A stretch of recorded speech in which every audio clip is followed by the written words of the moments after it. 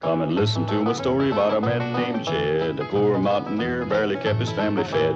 And then one day he was shooting at some food, and up through the ground come a bubbling crude oil, that is, black gold, Texas tea. Well, the first thing you know, old Jed's a millionaire. The kinfolk said, Jed, move away from there. Said, California is the place you ought to be. So they loaded up the truck and they moved to Beverly Hills, that is, swimming pools, movie stars.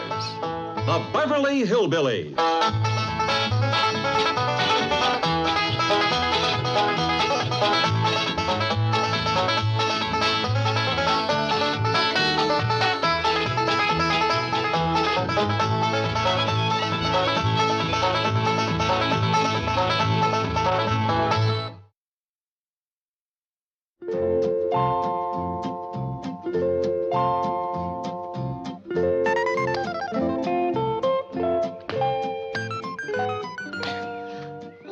Don't throw them so hard. Just bounce it to me like that.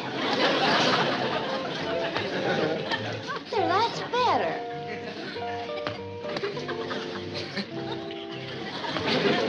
You? I know it's asking a heap, but if you can pull your eyes open for a minute, yonder is something you don't see every day, a girl playing ball.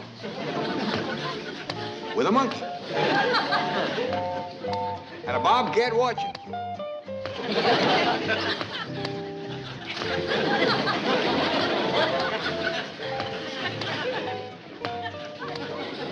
Sorry, old timer. I reckon what you was dreaming had it beat. Skipper's getting good, ain't he, Paul? He is for a fact, Ellie. Can we try out for the Dodgers? But I don't hardly think...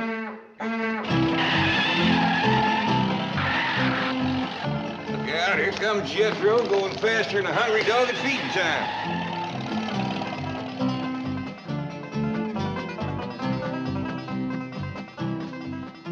What's your hurry, Jethro? It's time for the weather on television. Since when is Jethro so interested in the weather? Since he's seen that pretty girl that talks about it. The one that riles up Granny so? Yes, sir. Granny says she's wrong half the time, half wrong the other half. It's expected that this high-pressure system will hold back the mass of moist air moving in across the Pacific. Hot diggity dog, ain't she pretty? And now the weather forecast for Los Angeles and vicinity. Continued clear this afternoon and tonight, sunny and warmer tomorrow. You're wrong again. It's gonna rain tonight or my name ain't Daisy. Shh, don't you shush me. She's the one that's fibbing. What's the trouble, Granny? Oh, it's gonna rain tonight, and she keeps telling me that it's gonna be clear. She don't know what she's talking about. Shh, I want to listen to my TV, sweetie. By the way, there'll be a full moon tonight. Perfect for a weenie roast at the beach. See you there. You sure will. Hey, Granny, we got any weenies? And now, good night from your weather miss. Weather miss is right. She ain't hit it right all week. Well, she's just a young girl, Granny. Well, then they shouldn't send a girl to do woman's work. We got any weenies, Granny? I keep telling her she's wrong, but she won't listen to me. Just keeps on blabbing. We got any weenies, Granny? I don't think they can hear you when you talk back to this TV contraption. Well, then why do they keep asking me those questions? Like, are you tired and run down? And does too many suds clog your washing machine? We got any weenies? Yeah, them kind of questions. Well, I don't know about that, but I bet you that weather girl will take it right kindly if you call up and straighten her out. Told her it was going to rain tonight. That is, if you're for positive sure. You get her on the phone. I'll step outside and take a look at the signs once more. Hey, Granny, we got any weenies?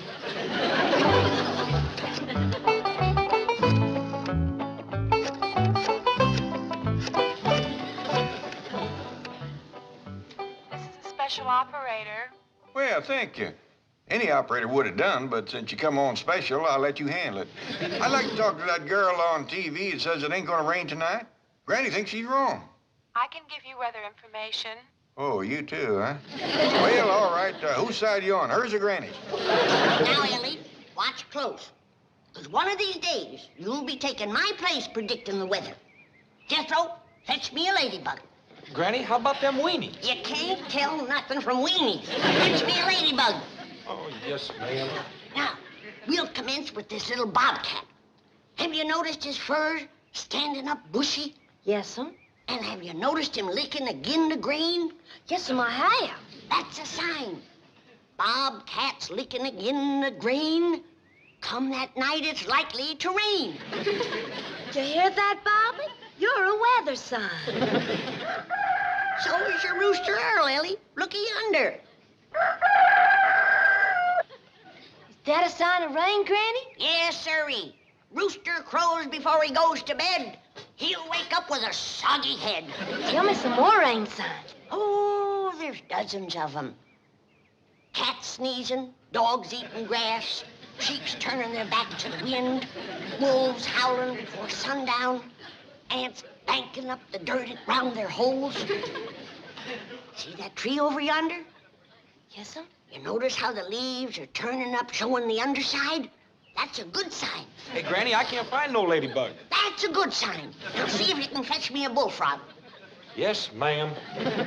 Bullfrogs turn dark 10 or 12 hours before it rains. But here's a sign that separates the girls from the grannies. My weather beetle.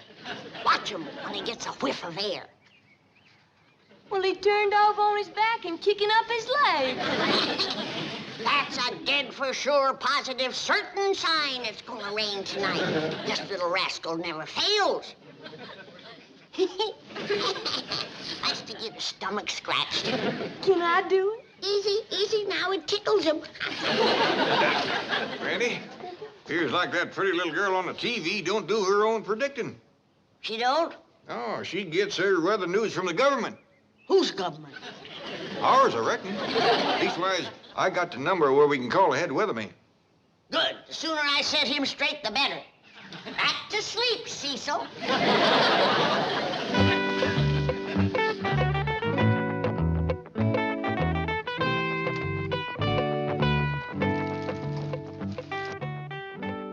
Excuse me, Mr. Addison. The latest teletype dispatches from all stations and photographs from weather satellite Tyros. Weather ship confirms. Satellite photos check. Barometer rising. Weather balloon A-OK. Polar stations ditto. All meteorological observations verified. You have processed these data through the computer? Yes, sir. Here's the electronic projection. Ah, what a shame that this brilliant compilation of scientific knowledge and observation will be interpreted to the public in two simple words. Clear tonight. Maybe Washington. Chief Forecaster Addison here. How do they, this here is Jed Clampett. Are you the weatherman? I am the supervisor of meteorological observation for this area. Oh, well, I was wanting a weatherman. You're speaking to him. I am Justin Addison. Well, shucks, don't feel bad about that. I'm just a Clampett. Oh, well, here's Granny. She wants to straighten you out on the weather tonight. I beg your pardon? Well, you oughta. Telling everybody it ain't gonna be no rain tonight. It's gonna come down in buckets. Madam, you have my assurance. There will be no precipitation tonight. Maybe not, but there's gonna be a whole slew of rain.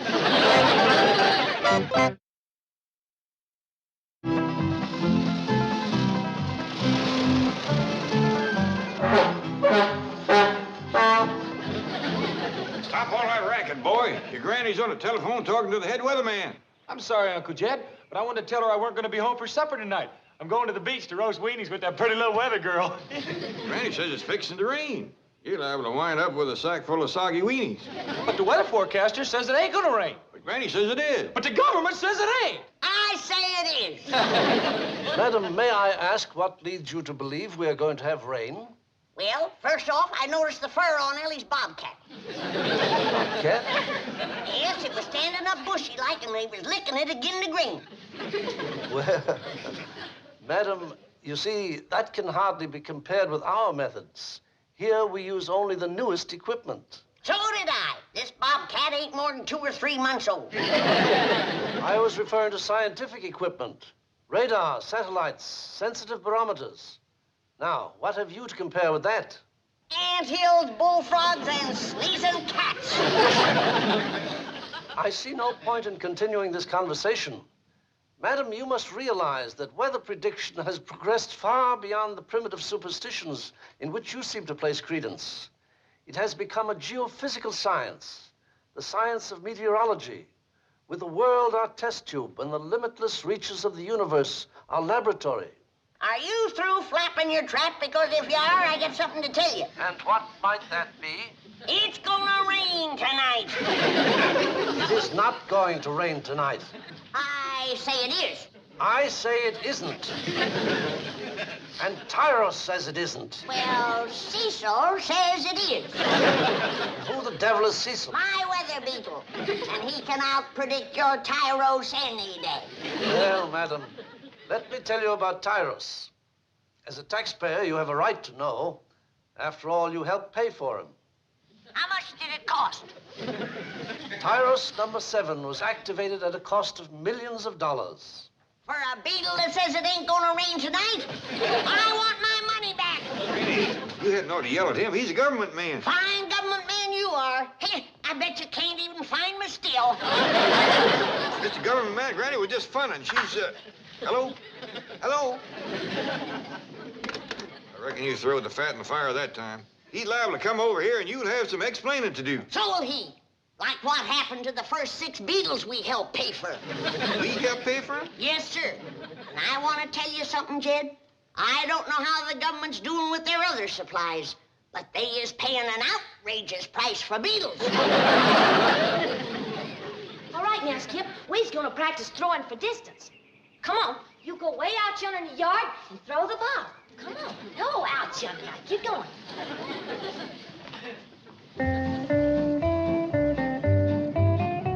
Out further, Skip. Keep going. Hi there, Miss Jane and Mr. Drysdale. Greetings, Ellie. Look out. Skipper's fixing to throw the ball. Say, you two made quite a combination. Well, thank you. Yeah. All right. Burn one right across the plate here, young fella. Come on. Look, hey, that's enough. He ought to try out for the Dodgers. He's going to. Ellie Mae. Oh, Miss Jane, Mr. Drysdale. Sure am glad to see you. Looks like we's headed for trouble. What's wrong? Well, Granny's fighting mad. She wants to take on the whole United States government. Well, that would be a one-sided fight. Yeah, that's why I'm glad you come along. I hope you can stop it before the government gets too rostered around. What precipitated the altercation? Well, What are they fighting about? Oh, well, they can't seem to agree about the weather. Oh, is that all? Tell Granny to forget it. Too late. They done crossed Beatles. Beatles? Yeah, and Granny said something she hadn't ought to. Now, if I could just talk to that government man, I think I could head him off, save us a heap of trouble. Do you know his name? Yes, ma'am, but he didn't seem none too proud of it for some reason. Head weatherman, too. Addison. Right. He's Justin Addison. Yeah, that's the way he seemed to feel about it. Tell me, did his pa do something? Oh, he did indeed. Addison Sr. was a pioneer meteorologist. MIT man. PhD, magna cum laude, Phi Beta Kappa. Addison Jr. is good. But he's not the man his father was. True. He always lived in the old man's shadow. Yeah, that's the way it happens sometimes. Well, if you'd like to meet him, we'll drive you down to the office and I'll introduce you. Yeah, I sure would appreciate that. Ellie Mae! Ellie, honey, you look after your granny. I'll be back directly. Yes, sir, Pa. Wouldn't want Granny and that weatherman to tie into each other. Hello there, Granny. We'll bring Mr. Clampett right back. Where's it taking you, Jed? Just for a little ride. Well, if you're gonna be out after dark, you better put up your roof. It's gonna rain. Oh, no, it isn't, Granny. We were listening to the weather forecast on the way over. Continue clear this afternoon and tonight. Drive on, quick. Hey, it's gonna rain! My beagle says it's gonna rain. Ellie Mae's bobcat says it's gonna rain. Her rooster says it's gonna rain.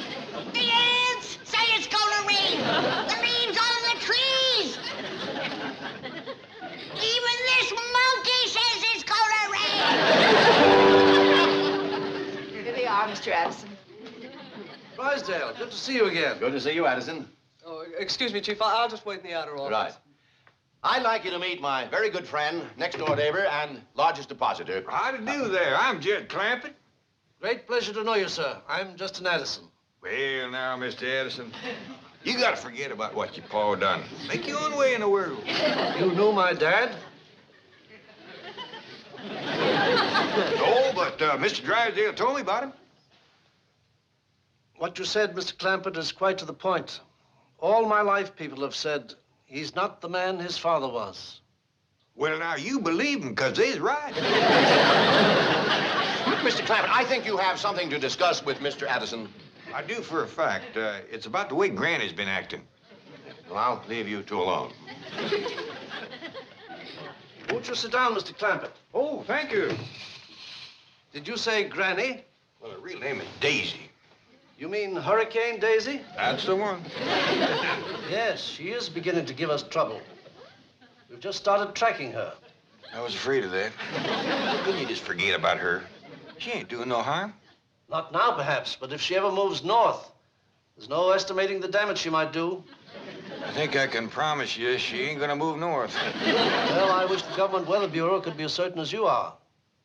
No, I'm afraid we cannot ignore a force as potentially dangerous as Hurricane Daisy. What are you planning to do? Well, we're going to try something new with Daisy. We're going to fly over her with high-altitude Air Force jets. You mean airplane? Bombers, the biggest we've got. And we're going to drop silver iodide and dry ice right in her eye. Yes.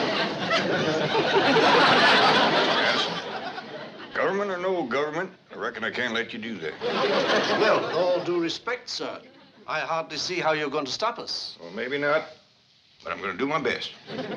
What are you, a hurricane lover? Please, believe me, Mr. Clampett. Daisy is a violent, destructive force. She's unpredictable. She's dangerous. I grant you all that, Mr. Addison, but she's still my mother-in-law. Mother-in-law? The Clampett clan sticks together. Mr. Drysdale, help!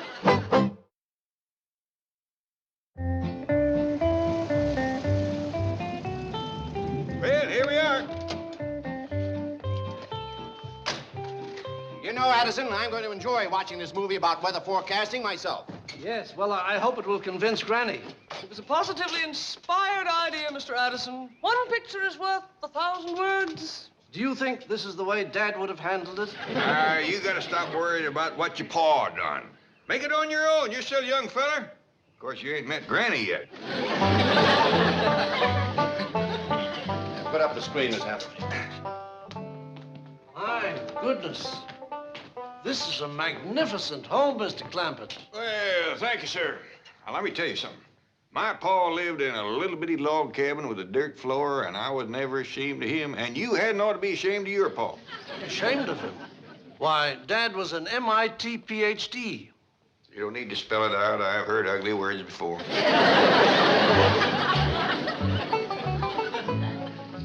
What do you say, Cecil? How long for it's going to rain? Half hour, huh? Thank you. Back to sleep, Cecil.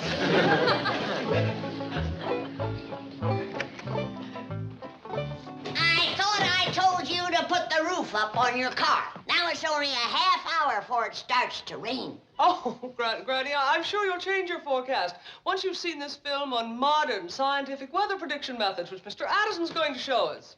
Who's he? Well, he's the local head of the Government Weather Bureau. What? So he's the rascal. Could I have a little talk with you? Now, don't go to mean-mouthing him right off. He's trying to live down a bad family name as it is. He ain't such a bad fellow when you get to know him for a government man. Well, you better not mean-mouth me, nor my beetle neither. Mr. Addison, this here is Granny, the Daisy we had a little misunderstanding about. How do you do? I'm Justin Addison. Howdy. See what I mean? Apologizes every time. Howdy, everybody. Ellie Mae, this here is Mr. Addison. Mr. Addison, my daughter, Ellie Mae. How do you do? Well, just fine, thank you. Mr. Addison's going to show us a movie on weather predicting. Well, fine, Paul, but Granny said she done told me everything there was to know about it. Everything. Well, then just watch for the fun of it. Take seats, everybody. We're about ready to start the picture.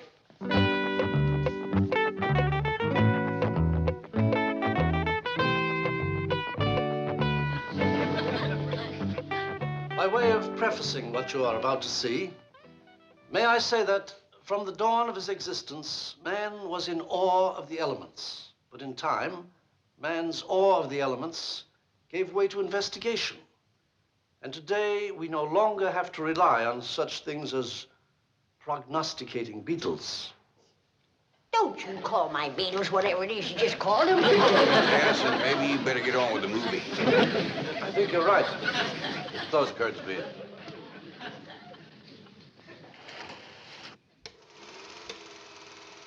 Today, weather reports from every part of the world can be obtained almost instantly, and they are the basis of modern weather forecasting. Because weather on Earth is affected by conditions above Earth, race-sun balloons are launched into the atmosphere at stations throughout the world. Instead of looking for weather signs, they's playing with balloons. Pressure, temperature, and winds are plotted on map segments, which are joined together to form a large map of simultaneous observations. But a revolution is taking place in forecasting techniques. Electronic computers can analyze data and predict tomorrow's weather map. The frontiers of meteorology have been greatly expanded by the use of tyros. That's a big one. Here you see Tyros 2, 19 inches high, 42 inches in diameter, and weighing approximately 280 pounds. That Tyros may be big, but he ain't half the beetle Cecil is. And here is Tyros atop its launch vehicle, about to be rocketed into space.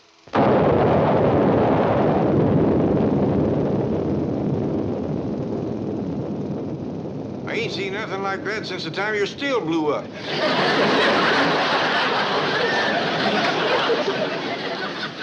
Yes, the modern science of meteorology has removed weather forecasting from the realm of superstition and coincidence, enabling me to say with complete confidence, it will not rain tonight. Well, Granny, what do you think? I think she better get her car under cover. It's gonna rain in 1 minute. Granny, has all this been for naught? Hasn't this mass of scientific evidence convinced you that my prediction is the correct one? Better get a move on.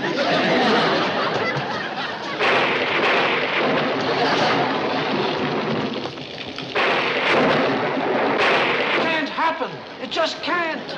Well, do you still think your Tyros is better than my Cecil? I don't know what to think. Well, come and sit down, and I'll give you a lesson in how to predict the weather.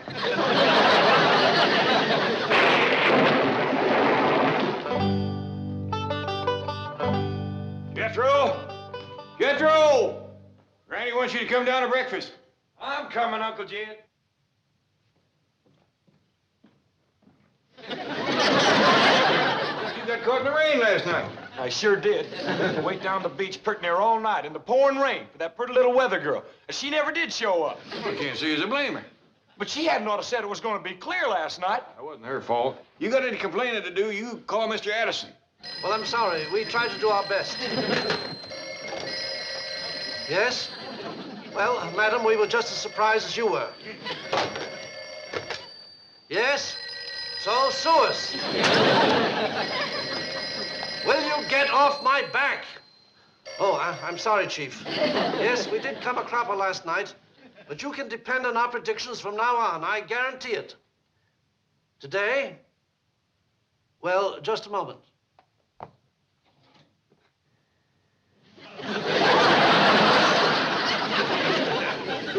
Hello, Chief. All clear today.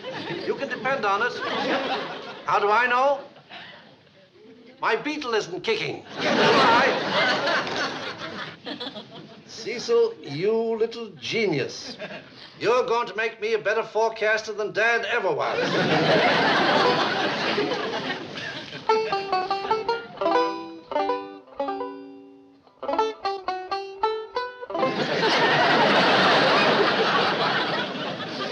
Why, Dad, you should have told me you were a Beatle man.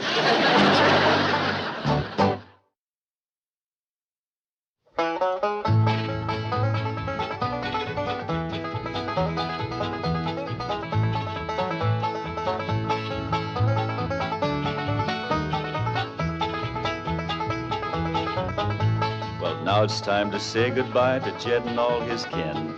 They would like to thank you folks for kindly dropping in. You're all invited back next week to this locality to have a heaping helping of their hospitality. Hillbilly, that is. Set a spell. Take your shoes off. Y'all come back now. Here? This has been a Filmways presentation.